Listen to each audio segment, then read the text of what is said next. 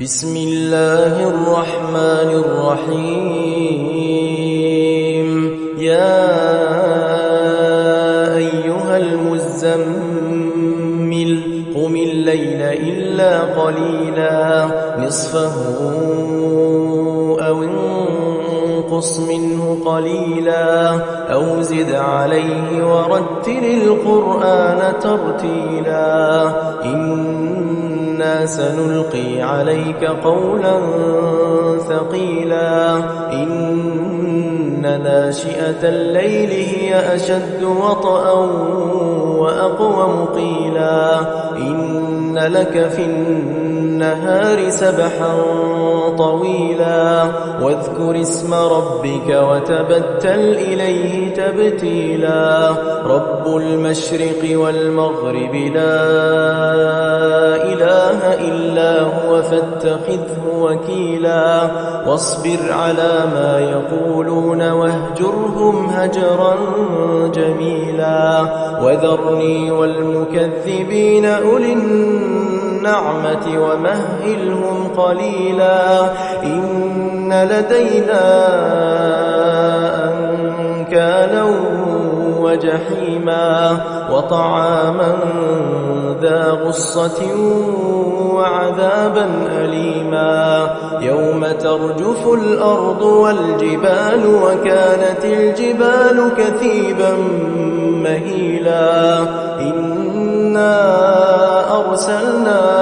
إليكم رسولا شاهدا عليكم كما أرسلنا إلى فرعون رسولا فعصى فرعون الرسول فأخذناه أخذا وبيلا فكيف تتقون إن كفرتم يوما يجعل الولدان شيبا السماء منفطر به كان وعده مفعولا إن هذه تذكرة فمن شاء اتخذ إلى ربه سبيلا إن ربك يعلم أنك تقوم أدنى من ثلثي الليل ونصفه وثلثه وطائفة من الذين معك والله يقدر الليل والنهار علم أن لن تحصوه فتاب عليكم فاقرؤوا ما تيسر من القرآن علم أن سيكون منكم مرضى وآخرون يضربون في الأرض يبتغون من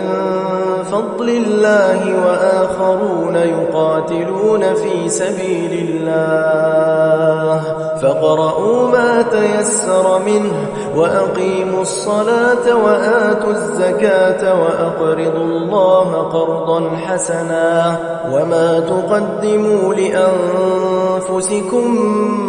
من خير تجدوه عند الله هو خيرا